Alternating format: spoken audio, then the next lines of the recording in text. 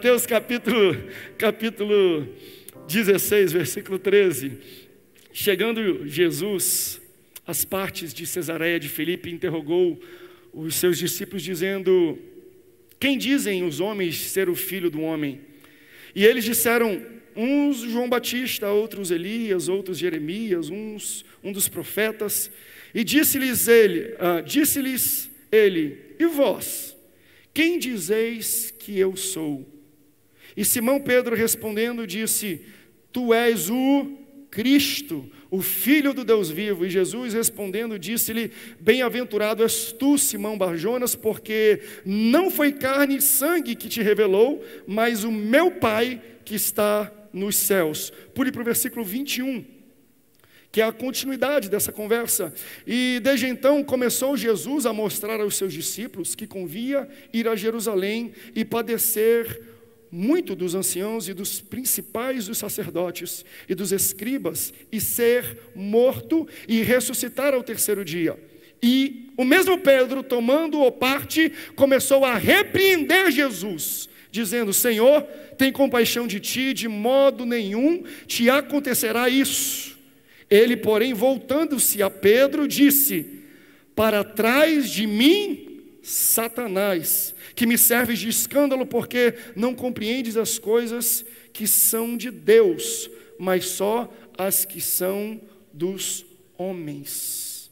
Abra comigo, só para complementar e aplicar esse texto, em Efésios, capítulo 6, versículos 10, 11 e 12, que diz assim, Efésios capítulo 6, a partir do versículo 10: no demais, irmãos meus, fortalecei-vos no Senhor e na força do seu poder. Revesti-vos de toda a armadura de Deus, para que possais estar firmes contra as astutas ciladas do diabo.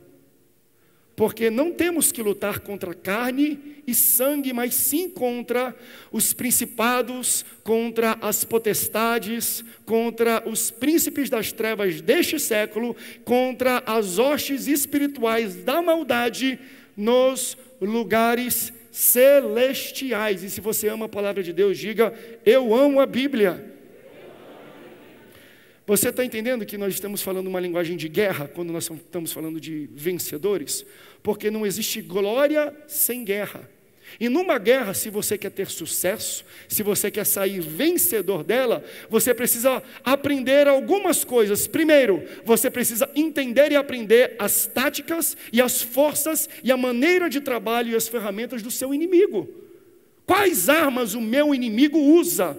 Qual é o ponto forte e como ele atua, qual é a estratégia? Porque se você não conhece o que o seu inimigo tem, você está fadado ao fracasso antes mesmo da guerra começar. Mas ao mesmo tempo que você tem que entender como o inimigo age e quais armas ele usa, você precisa entender as armas que estão disponíveis para você, mas acima de tudo, quais são as suas fragilidades e as suas fraquezas? Porque você sabe que um inimigo, ele sempre vai atacar na área onde você é mais vulnerável.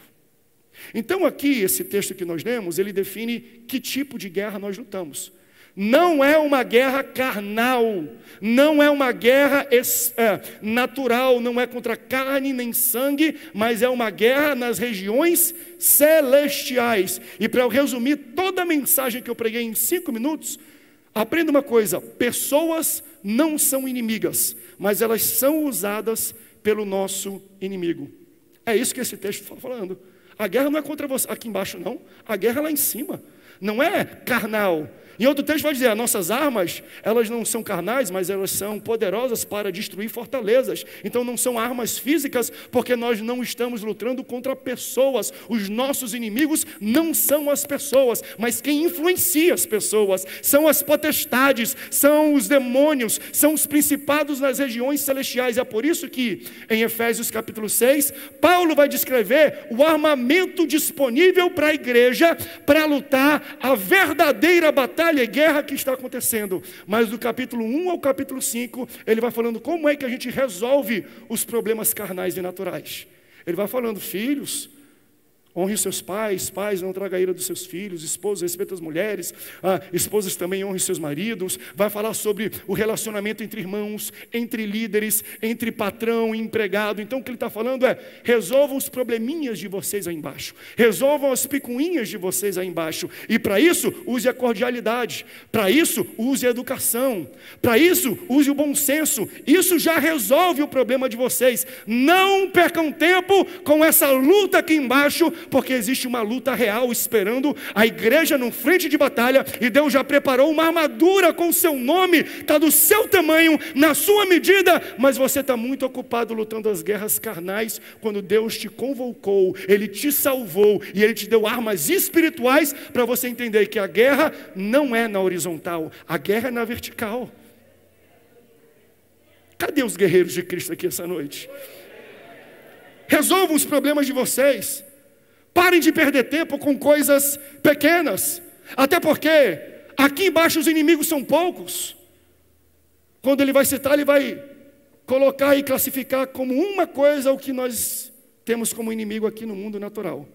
A nossa luta não é contra carne e sangue, conjugado. Agora, quando ele vai descrever os inimigos da guerra espiritual, ele faz uma lista. Ele fala, mas contra principados, potestades, príncipes das trevas deste século, hostes espirituais da maldade, nos lugares celestiais. Então, ele começa a instigar a igreja, a qual ele está escrevendo, a falar assim, não percam tempo com coisas terrenas. Parem de perder tempo com coisas bobas que vocês podem resolver com um perdão, com um desculpa, com um liberar de perdão, com um abraço, com uma paz do Senhor, com uma ligação, com um zap. A igreja do Senhor, às vezes, fica muito presa, envolvida em problemas naturais, quando Deus morreu por uma igreja espiritual para militar nas regiões celestiais. Mas pastor, o problema é da irmã, tem que excluir ela porque ela é fofoqueira, e aí você fica 10 dias gastando tempo com conversa, com reunião, num ciclo de oração, com a liderança, para resolver algo que é muito simples. Nós nunca vamos resolver lutando naturalmente. Isso não é uma guerra natural, é uma guerra espiritual. Se você acha que a língua grande da irmã faz muito problema, é porque você não conhece a língua de ferro de Satanás, porque pessoas não são os inimigos, é quem influencia as pessoas, é quem dá a língua para os influenciadores. Então você quer acabar com os problemas do dia a dia, Deus está falando, bota a armadura, que a guerra é contra os inimigos espirituais. Derruba lá em cima, vai direto na cabeça, não perde o seu tempo aqui. Nossa guerra não é contra pessoas, é contra quem influencia as pessoas. Mas pastor, a nossa guerra não é espiritual? Sim, os nossos inimigos sempre são espirituais, mas eles usam pessoas. Eles guerreiam contra nós através da vida de pessoas, e isso é comprovado no texto que nós lemos em Mateus capítulo 16. Jesus está com os seus discípulos, e Jesus fala assim, quem é que dizem que eu sou? Um diz que é profeta, outro diz que é fulano de tal. Ele, tá bom, e vocês? Quem vocês dizem que eu sou? Aí Pedro tem uma revelação do céu. Ele fala, tu é o Cristo, tu és o Filho do Deus vivo. E o próprio Jesus se surpreende e fala, bem-aventurado é tu, Pedro, porque não foi carne nem sangue, não foi uma revelação natural, não foi uma revelação humana, mas foi uma revelação dos céus. Foi o próprio Pai que colocou isso na sua boca. Jesus estava falando, você deu espaço para o céu, você foi uma janela do céu na terra, e quando você dá espaço para o céu entra na sua vida e fala através da sua boca, e prega através da sua boca, e canta através da sua boca, porque toda vez que o céu quer se manifestar na terra, o céu usa pessoas. As pessoas são janelas do céu na terra. Aí ele fala assim, mas Pedro, meus irmãos, não conta isso para ninguém não, porque o projeto é que eu seja entregue e que eu morra, e ao terceiro dia eu ressuscite. Aí quando ele fala isso, o mesmo Pedro, que foi janela do céu, se coloca no meio de Jesus e do propósito de Jesus, dizendo, não, isso não vai acontecer contigo. O que Jesus fala? Para trás de mim, Satanás. Em um momento ele foi janela do céu, outro momento ele foi porta do inferno, porque ele emprestou a boca dele, não para uma revelação de Deus, mas para uma oposição de Satanás. Então você tem que entender que quando Jesus vai repreender, ele não fala 6 meses de banco, Ele não fala está excluído. Quando Jesus vai repreender Pedro, ele fala, para trás de mim, para trás de mim. Por que ele não falou para trás de mim, Pedro? Porque a guerra de Jesus não é contra pessoas, é contra quem influencia as pessoas. Pedro estava sendo influenciado por Satanás e Jesus entendia. Então Jesus repreende, Jesus entra em guerra, Jesus usa as armas espirituais, não para lutar contra pessoas, mas para lutar contra os reais inimigos da igreja. Se você entendeu essa revelação, dê um glória a Deus. Diga assim, pessoas não são inimigas, mas são influenciadas pelo inimigo para guerrear contra nós. Esse foi um resumo do que eu preguei no domingo. Daqui para frente é o que eu deixei de pregar. Suas guerras não são pessoais. Não leve pessoalmente. Porque toda vez que o inimigo vai te atacar, é por alguma coisa que Deus fez na tua vida. Quando Jesus nasce, claro que antes de nascer, Satanás tentou de tudo para parar, tentou abortar o projeto antes que nascesse, mas não conseguiu. Mas Jesus nasce e dos 0 aos 30 anos de idade, você não vê Satanás movendo uma palha contra Jesus. Você não vê nenhum registro de oposição, de levante para parar o ministério de Jesus. Então Satanás não atacou Jesus de 0 a 30 anos. Por que ele começou, pastor, então a opor Jesus e atacar Jesus? Porque Jesus desceu nas águas batismais, o céu se abriu e o Pai falou, esse é o meu filho amado em quem eu me comprazo. No momento em que Deus identificou e disse a missão de Jesus, Jesus vai para o deserto. Com a primeira coisa que acontece depois dele jejuar, Satanás aparece para começar a guerrear e tentá-lo. Porque Satanás não atacou ele antes, pastor, porque antes não havia sido revelado o propósito de Jesus. Então a primeira coisa que eu quero que você aprenda aqui, bota na tela para mim o ponto 1, por favor, Natanel, para que todos possam acontecer. Seu inimigo é revelado quando o seu propósito é revelado. O diabo não estava atacando a pessoa de Jesus, mas o propósito de Jesus. Então toda vez que Deus tem uma palavra acerca da sua vida e tem uma palavra de propósito, o diabo vai se levantar para matar a semente desta pregação. É aquilo que na parábola do semeador ele diz, ele joga algumas sementes e cai à beira da estrada e logo os pássaros vêm e tiram a semente. Sabe o que é isso? É quem vem para a igreja, recebe a palavra, mas antes de chegar no carro, já se aborrece com o irmão lá, aí ele perde a bênção, porque antes de chegar em casa, antes de receber a mensagem, o diabo vai lá e tira, porque ele quer atacar o propósito que Deus quer plantar na sua vida. Aleluias. Não leve para o lado pessoal. Não se levantam para te caluniar, para falar mal de você, porque não gostam do seu cabelo, da sua roupa, do seu sapato. Não tem nada a ver com você. É o que Deus depositou dentro de você. É o que Deus colocou como propósito na sua vida. Toda vez que o seu propósito é revelado, a guerra começa. É por isso que crente vive guerra, porque todo culto, Deus está lançando sementes de propósito na sua vida. E o diabo não aguenta, ele sai daqui e fala, eu preciso destruir, eu preciso acabar, eu preciso matar esta semente. O seu inimigo é revelado quando o seu propósito é revelado, porque o problema dele não é com a sua pessoa, mas é com quem te influencia, é com quem você dá lugar. É quando você abre a boca e fala em línguas estranhas, você está sendo janela dos céus na terra, e o teu inimigo não suporta que isso aconteça. Segundo ponto muito interessante, bota na tela para mim, sobre o inimigo, para você entender quem são esse inimigo e como ele age. O inimigo é alguém que perpetua uma fraqueza que Deus quer destruir. Vou repetir.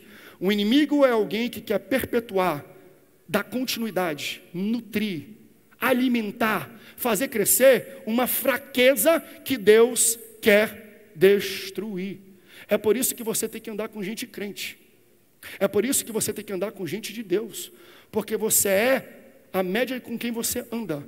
Você já percebeu que quando uma pessoa aceita Jesus, o primeiro trabalho que Deus faz na vida dessa pessoa é mudar a roda de amigos, é tirar ele de certos ambientes, porque os antigos amigos, os antigos ambientes querem perpetuar uma fraqueza que Deus quer tirar da sua vida. Ele não quer que você volte para a bebedeira, ele não quer que você volte para a prostituição, ele não quer que você volte para o vício. E aqueles amigos e aqueles ambientes, eles davam continuidade, eles nutriam, eles ajudavam, eles cresciam, algo que Deus queria tirar na sua vida. como uma fraqueza. Ele quer remover isso da sua vida. Então, você não vai ser atacado pelo inimigo na área onde você é mais forte, não. Ele vai entender onde é que é a fraqueza dominante dessa pessoa e vai se tornar um alvo. Quando Jesus está no deserto, ele passa 40 dias. O que Satanás oferece? Se tu é o filho de Deus, transforma a pedra em pão, porque ele viu que ele estava enfraquecido com fome. Ele oferece aquilo onde você se encontra mais vulnerável. Meu Deus. Então você tem que entender que sua fraqueza, o seu ponto fraco, ele tem desejos próprios.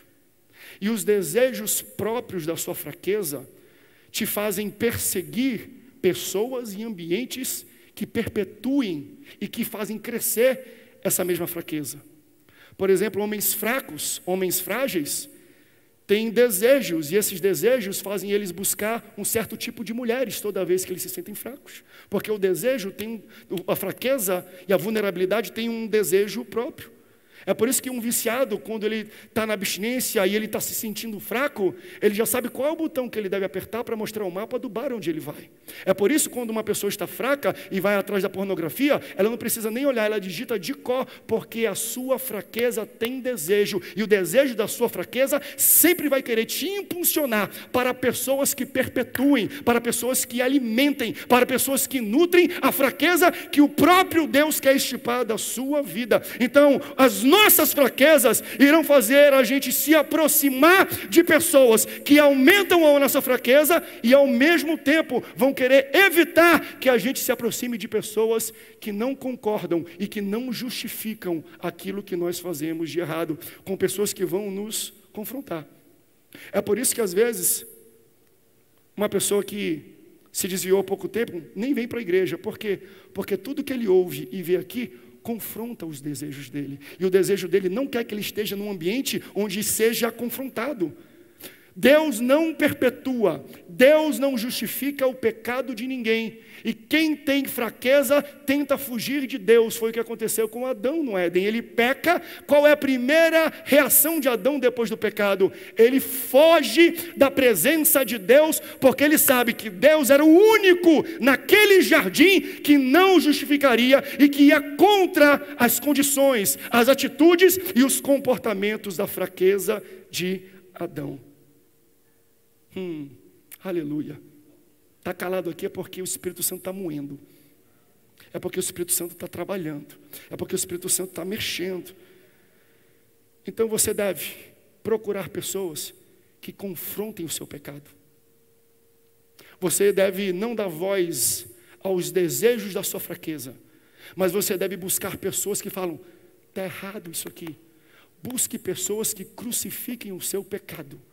Não me entenda errado, não é crucificar você pelo seu pecado, é crucificar o seu pecado. Eu quero pessoas que quando eu estou fraco e erro, não me crucifiquem pelo meu erro, mas peguem o meu erro e carregam junto comigo até os pés da cruz e coloquem na cruz o erro que eu cometi. Por isso, ande com pessoas que não perpetuam a sua fraqueza, mas ande com pessoas que confrontam, que te melhoram, que te levantam. E eu quero profetizar isso na sua vida. Deus vai colocar pessoas assim, no meio da sua fraqueza. Quando você estiver vulnerável, Deus vai colocar um profeta, um irmão, um pastor, um amigo, sua mãe, o seu pai, para te ajudar, para pegar o teu pecado e levar até a cruz. Pessoas que vão te levantar, pessoas que vão te sarar, pessoas que vão te curar, pessoas que vão te construir, pessoas que não perpetuam a sua fraqueza e o seu erro. Louvado seja o nome do Senhor. Pastor, como é que eu venço? Como é que eu passo dessa fraqueza? Você primeiro tem que reconhecer. Isso é simples. Reconheça que você tem uma fraqueza em um erro. E depois de reconhecer, confesse. Porque uma fraqueza ignorada vai destruir a sua vida. Uma fraqueza que você deixa parado vai acabar com o seu futuro e com o projeto que Deus colocou na sua vida. 1 João capítulo 1, versículos 8 e 9. Se dissermos que não temos pecado nenhum, a nós mesmos nos enganamos. O que ele está falando é, todo mundo aqui tem uma fraqueza. Todo mundo aqui tem que ficar no alerta, porque se eu falar que eu não tenho uma fraqueza, eu estou me enganando e a verdade não está em mim. Se confessarmos aqui, ó.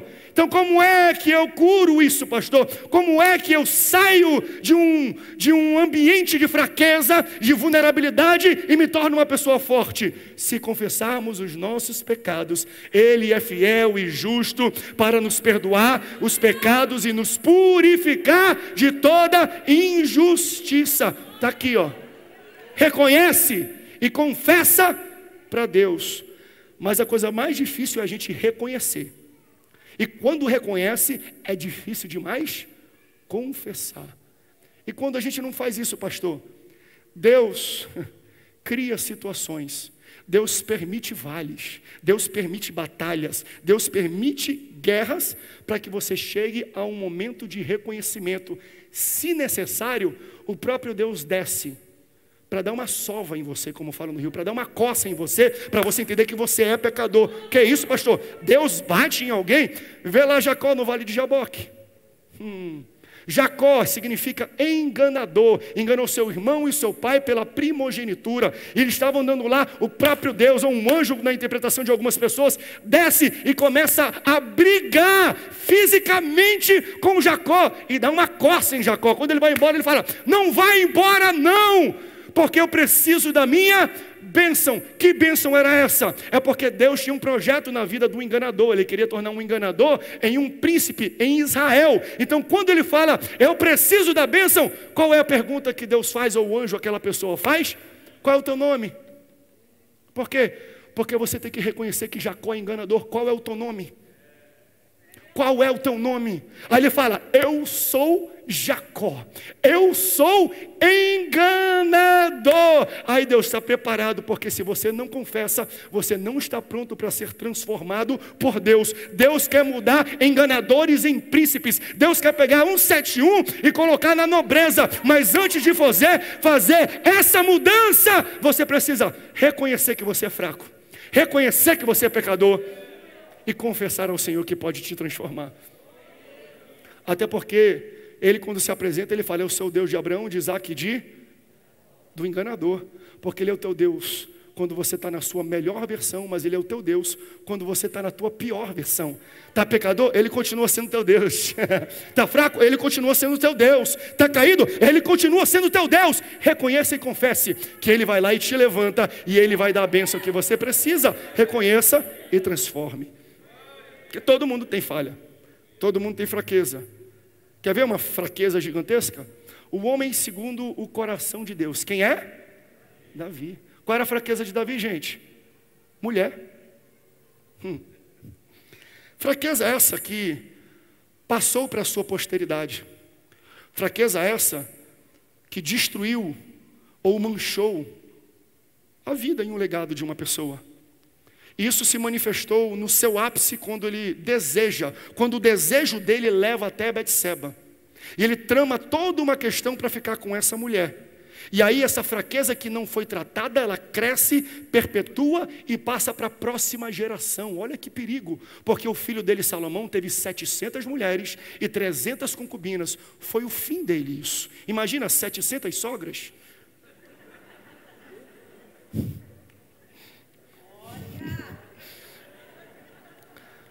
Escute isso. O que Davi não matou se multiplicou na sua geração.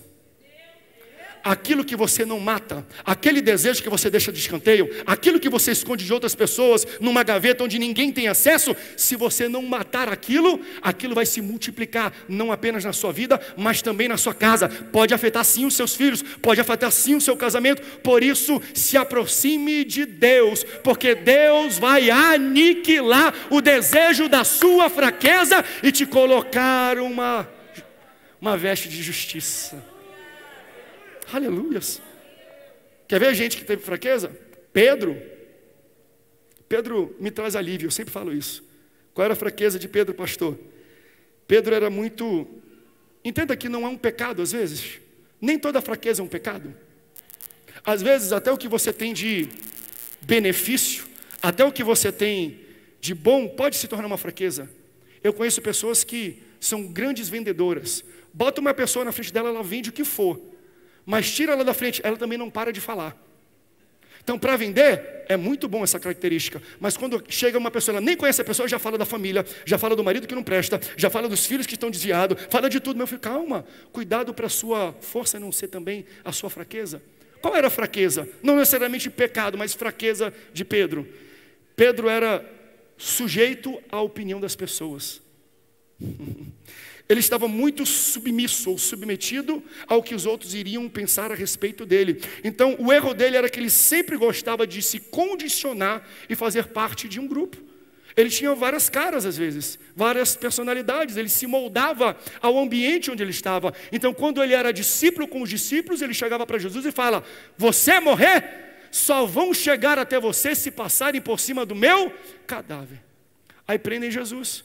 Aí entra no julgamento na corte de Caifás. Quem é que está lá no meio do povo? Não mais no meio dos discípulos? O mesmo Pedro. Aí pergunta: vem aqui, você não é um deles? Ele: não, você tá vendo a pessoa errada. Calma aí, não era você que estava de frente, que ia enfrentar quando estava com discípulos? Agora está no meio da multidão, você fala que nunca viu, nem conheceu, só ouve falar? O grande problema de Pedro era esse. Às vezes usava um casaco, às vezes outro. Às vezes de direita, às vezes de esquerda. Às vezes com uma opinião assim, outra opinião outra. Fraqueza. Ele tentava se moldar ao que os outros ao seu redor estavam fazendo. Você conhece alguém assim, não? Não precisa falar o nome, não. Quer ver uma pessoa que tem uma fraqueza? Pastor, por que o senhor está falando de fraqueza? Porque talvez um desses pode se identificar com você. E o que eu vim falar aqui é que Deus tem tratamento para todas as fraquezas da humanidade. Eu não sei o que aperta, eu não sei qual é o seu desejo, eu não sei qual é a sua fragilidade, nem a sua vulnerabilidade. Mas o meu Deus, Ele te fortalece essa noite. O meu Deus te protege das vulnerabilidades e dos ataques de Satanás, porque Ele conhece também a sua fraqueza. Sansão. Qual era a fraqueza de Sansão, gente? Não, mulher era de Davi. Sabe qual era a fraqueza?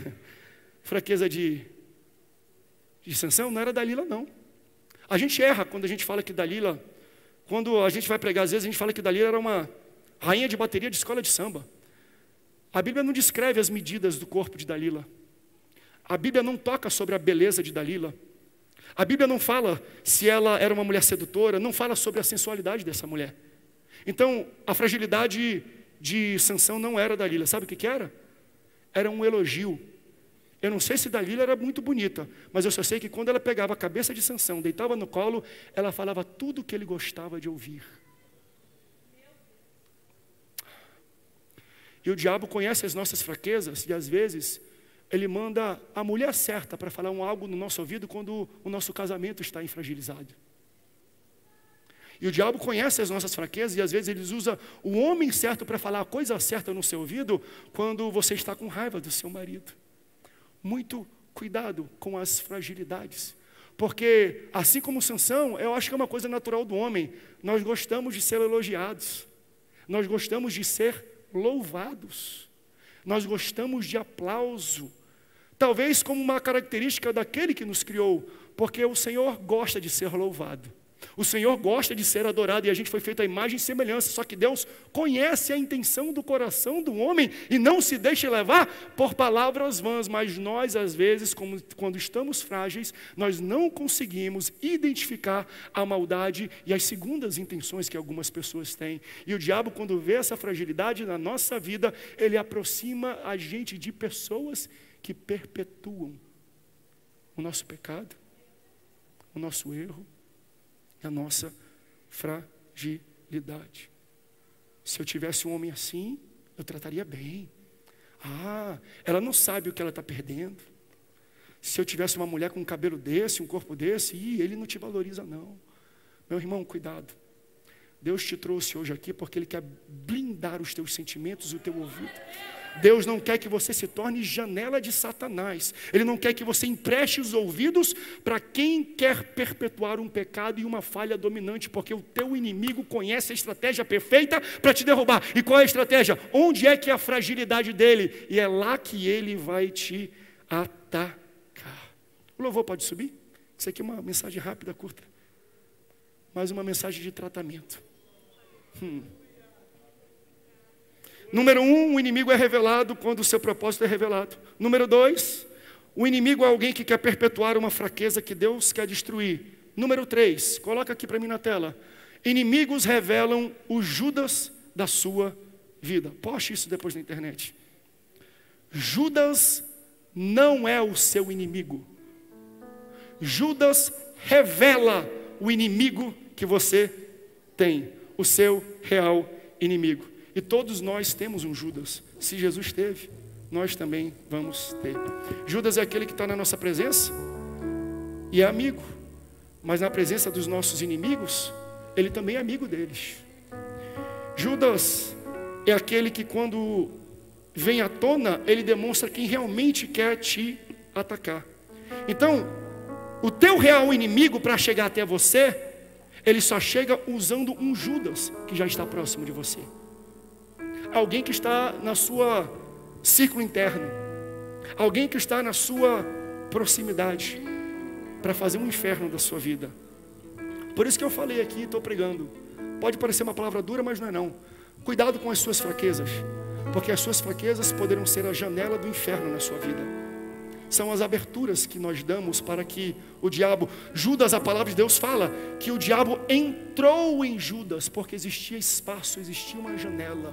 O inimigo de Jesus não era Judas. Judas revelou quem o verdadeiro inimigo era.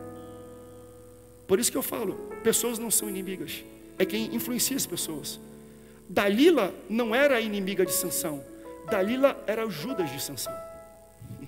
Os inimigos de Sansão eram os filisteus.